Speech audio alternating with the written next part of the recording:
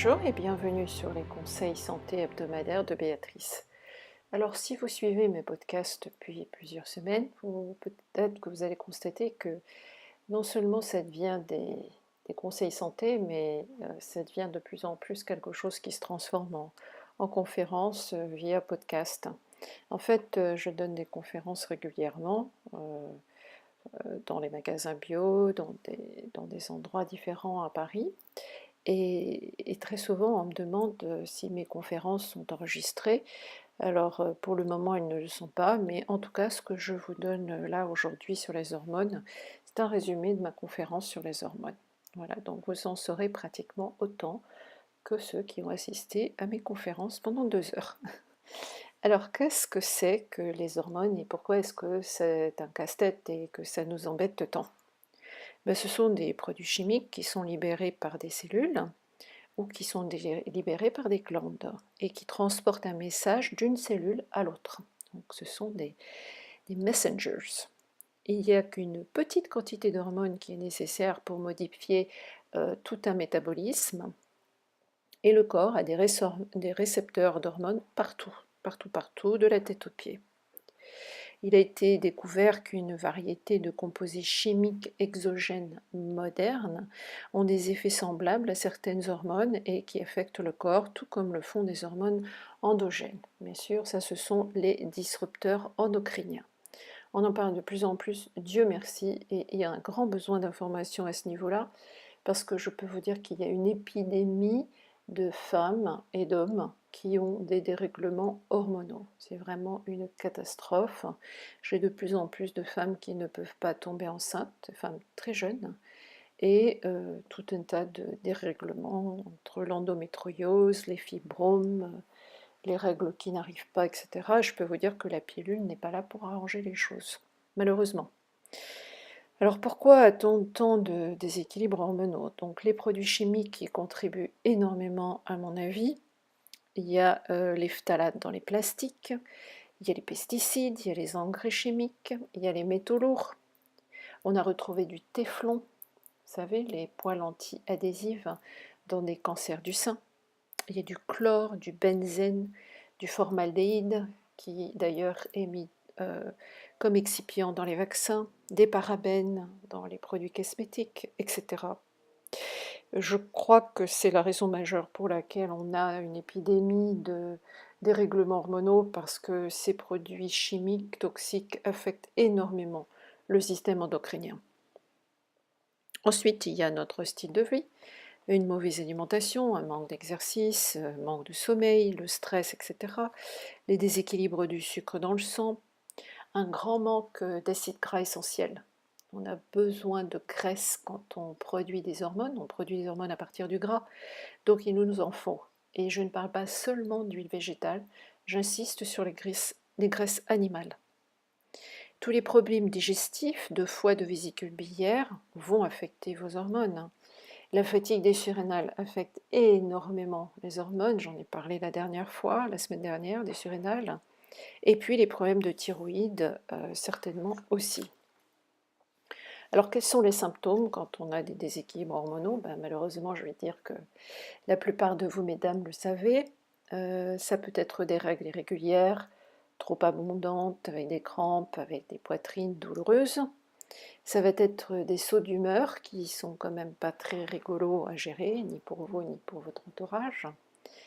Des insomnies, ou alors un sommeil qui n'est pas réparateur, des maux de tête et des migraines, de la rétention d'eau, de la prise de poids, des bouffées de chaleur et des sueurs nocturnes, cela que l'on soit en ménopause ou pas, de la fatigue, de l'épuisement, la perte des cheveux, les ongles qui se fragilisent et qui se cassent, extrémités froides, manque de circulation, la peau qui devient plus flasque, le syndrome des ovaires polykystiques, l'endométriose, les fibromes, les kystes, les problèmes de libido, les problèmes d'infertilité, les problèmes de sécheresse vaginale et le cerveau qui s'embrume avec un manque de concentration.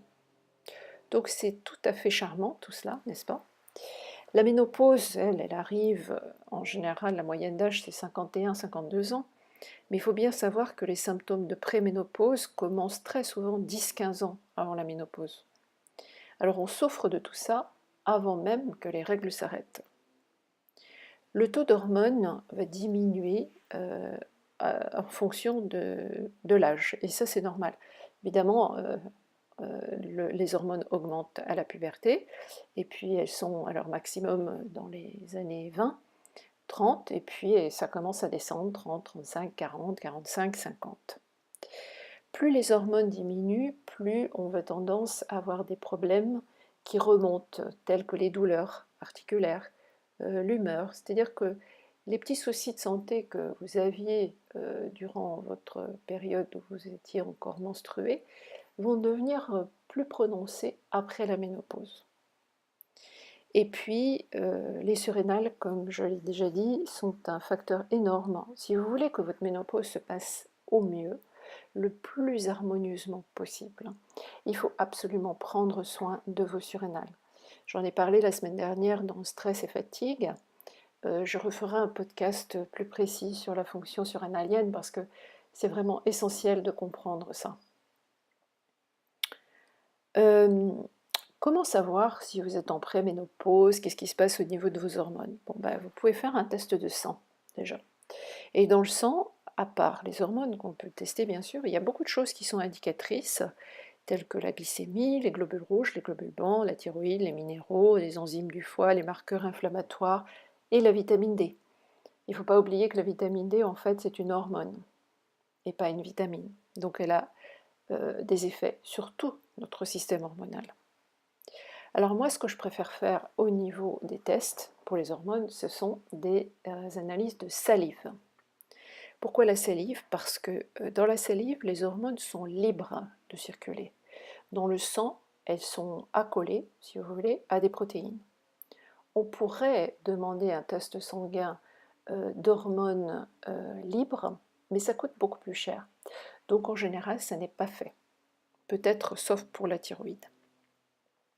Donc moi, je fais des tests de salive où je mesure la fonction hormonale et les fonctions surrénales, et les fonctions hormonales. Je m'appuie aussi sur des tests et des questionnaires qui vont m'aider à voir d'où viennent vos symptômes. Je fais des tests au niveau du système digestif, éventuellement des tests d'intolérance alimentaire, et puis ensuite des tests de fonction du corps. Je ferai un podcast tout particulier sur les tests biomédicaux. Alors quelle est l'approche naturelle pour les déséquilibres hormonaux et comment se sortir de ce marasme? Je peux vous dire que c'est ni la pilule ni les traitements de remplacement. Ça c'est mon opinion. Il faut commencer par la nutrition et ce que j'appelle la vraie nutrition. Donc vous avez déjà une petite idée, si vous suivez mes podcasts, de ce que ça veut dire. Ensuite, il faut s'occuper du système digestif et s'il y a un problème d'intestin poreux, de leaky gut syndrome en anglais, eh bien il faut s'en intéresser et essayer de réparer ce problème-là. Parce que tout ce que nous mangeons passe par l'intestin, et si l'intestin n'est pas en bonne santé, eh bien vous allez en ressentir les effets à tous les niveaux de votre corps.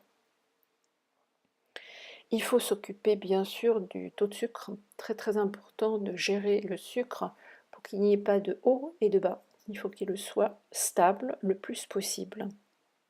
Il faut s'occuper des surrénales, et là encore j'en ai déjà parlé. Il faut éliminer les causes de l'inflammation. L'inflammation, j'en ai parlé aussi, ça peut être des intolérances alimentaires, des infections, des métaux lourds, des produits chimiques ou du stress. Il faut soutenir le foie et la vésicule biliaire, notre cher foie, on n'en parle jamais assez. Il faut aider le cerveau et les neurotransmetteurs. Il faut équilibrer nos acides gras essentiels. Et il faut rééquilibrer votre vitamine D. Vitamine D, comme je vous l'ai dit, qui est très importante puisqu'elle a des fonctions hormonales. Alors au niveau des compléments alimentaires, eh bien, il y en a tout un tas. Le tout, c'est de trouver ce qui est le plus approprié pour votre cas. Bien sûr, c'est individuel. Pour nommer quelques plantes et quelques produits, j'utilise et je conseille soit le maca, le framboisier, la sauge, le guétillier, un phospholipide qui s'appelle la phosphatidylsérine. Ça, je pourrais en parler pendant 2 heures juste de ce produit. Mais en gros, c'est pour aider les surrénales. L'huile de foie de morue, très importante. Les autres poissons de mer froide. Ça peut être de l'huile de bourrache, de l'huile d'argousier quand il y a des sécheresses vaginales et sécheresses de la peau. Ça peut être du millepertuis pour les humeurs, la dépression. Et puis j'utilise aussi des composants de 5-HTP, donc 5-hydroxytryptophane. Le tryptophane est un précurseur de la sérotonine et de la mélatonine, donc ça aide à régler l'humeur et le sommeil. Je peux utiliser éventuellement du GABA, qui est un anxiolytique naturel. Alors les hormones bioidentiques, bien sûr ça existe, ça peut être prescrit, moi je ne peux pas le prescrire, je rappelle que je ne suis pas médecin, je ne fais pas de prescription, je donne des conseils, je coach, c'est tout, je donne mon opinion. Je ne dis pas qu'il ne faut jamais en prendre, mais j'essaie en tout cas de recommander à mes patientes de n'en prendre que si elles ne peuvent pas faire autrement. Si on n'arrive pas à régler tout ce que j'ai évoqué dans ces 10 minutes de podcast, éventuellement il faut passer par un traitement hormonal. Et là, vous avez le choix entre quelque chose qui s'appelle bioidentique, c'est-à-dire qui est dérivé des plantes, ou alors quelque chose qui est complètement synthétique. Et évidemment, vous comprenez déjà ma position, si c'était moi, je ne prendrais pas les hormones synthétiques. On en a bien sûr tout un tas de documentations qui vont aller expliquer les raisons pour lesquelles il ne vaut mieux pas les prendre. Alors là aussi, je pourrais en parler bien plus longtemps, mais j'en reste là pour ce podcast donc sur les hormones, le casse-tête. Vous comprenez pourquoi c'est un casse-tête? C'est parce qu'en fait, il faut s'occuper de tout pour pouvoir réguler les hormones. Alors évidemment, pour quelqu'un dont ce n'est pas le métier, ça peut paraître très compliqué. Mais bon, quelqu'un qui en a l'habitude, c'est pas si compliqué que ça, hein. Il y a une marche à suivre, on la suit et puis on voit ce qui marche. Et si ça ne marche pas, on change de fusil d'épaule, comme on dit. Voilà, j'espère que cette information vous sera utile. Et si vous avez des questions, des commentaires, ben, n'hésitez pas à les faire sur YouTube, sur Facebook, où vous voulez. Je vous souhaite une très belle semaine. À bientôt.